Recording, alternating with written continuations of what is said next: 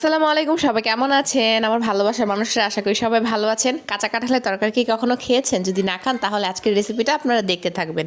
তো এখানে একটা আস্ত কাঁঠাল কেটে নিয়েছি। কাঁঠাল যে কাটার ভিডিওটা ওইটা আমি করতে পারি নাই। আগের দিন কেটে আমি একটু হলুদ দিয়ে সেদ্ধ করে রাখছি, কারণ যেহেতু তাজা কাঁঠাল, এটা গাছ থেকে পারছে, পরের দিন একটু অন্যরকম হয়ে যেতে পারে। আপনারা চাইলে এটা সরাসরি রান্না করতে পারেন কেটে। তো এখন কড়াইয়ে তেল, তেজপাতা, এলাচ দিয়ে দিছি, কিছু পেঁয়াজ দিয়ে দিছি। এখন এটাকে একটু ভাজা ভাজা করব। এটা মাংসের মতো করে রান্না করে, ডাল দিয়ে রান্না করব আমি, বুটের ডাল আর মশারির ডাল। এখানে কিছু পরিমাণ আদা রসুন দিয়ে দিলাম, একটু ভাজা ভাজা হবে। এরপর এর মধ্যে আমি একটু পানি দিয়ে দিব। এরপর হলুদ, মরিচ, লবণ, একটু ধনিয়ার গুঁড়া, তারপরে একটু জিরার বাটা থাকলে সেটা দিয়ে দিবেন। তো ভালো করে দিয়ে একটু ভালো করে মশলাটা কষিয়ে নিব। তেল যখন এরকম ছেড়ে ছেড়ে আসবে, খুব ভালো করে কষাতে হবে মশলাটা।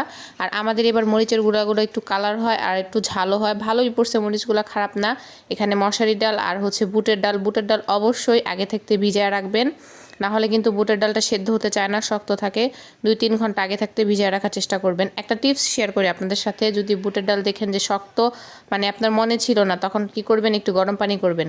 গরম পানি করে সেটার মধ্যে ভিজিয়ে রাখবেন 1 ঘন্টা, তাহলে দেখবেন যে ফুলে যাবে।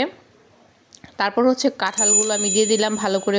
ডাল দুইটা ভালো করে সেদ্ধ হওয়ার পর এখন এই কাঁঠালটা দিয়ে ভালো করে কষাইতে হবে। যেহেতু আমার কাঁঠালটা আগেও সেদ্ধ করা ছিল, মানে বেশি সেদ্ধ না, হাফ সেদ্ধ, তো বেশি একটা সময় লাগবে না এখানে আমার। আর একটু পরপর নাড়াচাড়া দিয়ে দিব, না হলে নিচে লেগে যাবে। আমরা তরকারি যেভাবে কষাই ওইভাবে কষাবো।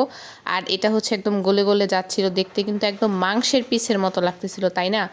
অনেকে কিন্তু গরুর গোস্ত দিয়ে রান্না করে, তো আমার আসলে কখনো গরুর গোস্ত দিয়ে রান্না করে খাওয়া হয় নাই। আমাদের গাজীপুরে আসলে এই কাঁঠাল অনেক হয় গাছ। গাজীপুর কিন্তু কাঁঠালের জন্য বিখ্যাত। আমার বাবার বাড়ি ওইখানে, আমি গাজীপুরেরই মেয়ে। তো গাজীপুরে কিন্তু প্রচুর পরিমাণ কাঁঠাল হয়। আর ওইখানে কাঁঠাল আমরা এইভাবে কাঁচা কাঁঠাল ঝড় তুফানে পড়ে গেলে রান্না করে খেতাম, এত মজা লাগতো। এক প্লেট নিয়ে সবাই বসে বসে এমনি এমনি খেয়ে ফেলতাম। আসলে অনেক মানুষ মিলে একটা জিনিস খাওয়ার মজাই আলাদা। আর একা একা তো কোনো যত মজার জিনিস হোক, একা একা আপনি সেটা খেয়ে মজা পাবেন না। তো এখানে আমি অনেকগুলো রান্না করে ফেলছিলাম। যাই হোক, আপনারা চাইলে, এখন কাঁচা কাঁঠাল পাওয়াই যায় না আসলে।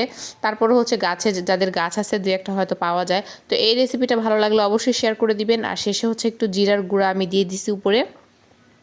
আমার ভিডিওটা যদি ভালো লাগে একটু লাইক কমেন্ট করে অবশ্যই শেয়ার করে দিবেন। আপনাদের কাছে আমার রিকোয়েস্ট, আপনাদের জন্যই তো এত কষ্ট করে ভিডিও বানানো, আপনারা জানেন, দেখেন পুরো ভিডিওটা। তো আমি কাঁঠাল রান্না করছি, ওইটা দিয়ে তো আর খাবে না, সাথে একটু মাছ ভুনা করব। তো মাছগুলোকে একটু ভাজা ভাজা করে নিতেছিলাম একটু ভালো করে। এই মাছগুলোর নাম আমি আসলে জানি না, এখন বলতে পারতেছি না। আসলে বললাম যে আমি অনেক মাছের নামই আসলে জানি না। তো এই মাছগুলোকে একটু কয়েকটা পেঁয়াজ দিয়ে একটু ভুনা করব। তো এখানে যা যা দেওয়া লাগে, একটু তেল, কাঁচামরিচ, পেঁয়াজ সব কিছু দিয়ে দিলাম। কাঁচামরিচ আমি সহজে ভুনার মধ্যে দেই না, যেহেতু ছিল তাই দিয়ে দিছি। অনেকে শেষেও দেয়, তো শেষে দিলেও হয়। তো এখানে পেঁয়াজটা গলে গেছে অনেকটা, এখন মাছগুলো দিয়ে দিব। মাছগুলো পানি দেওয়ার পরও দেওয়া যায়, তবে আমি আগে দিয়ে দিছি। আগে দেওয়ার পর একটু নাড়াচাড়া দিয়ে, কারণ যেই মাছ ভেঙে যায় ওই মাছ এই পর্যায়ে দেওয়া যাবে না। এই মাছটা যেহেতু ভাঙবে না, বড় বড় মাছ, এর জন্য আমি আগেই দিয়ে দিছি। দিয়ে এর মধ্যে একটু ভালো করে তরকারির মতো করে ভালো করে কষাইছি, এরপর পানি দিয়ে দিছি। এই মাছ ভুনাটা আসলে মজা হয়েছিল, একটু কাটা আছে মাছে। যাই হোক, ভাত খেতে বসে পড়ছি, তো ভাত দিয়ে কাঁঠালের তরকারি খাওয়া যায়। আবার আপনি চাইলে কেমনেও খেতে পারবেন, চাইলে মুড়ি দিয়েও খেতে পারবেন, যেভাবে খান খুবই ভালো লাগলো।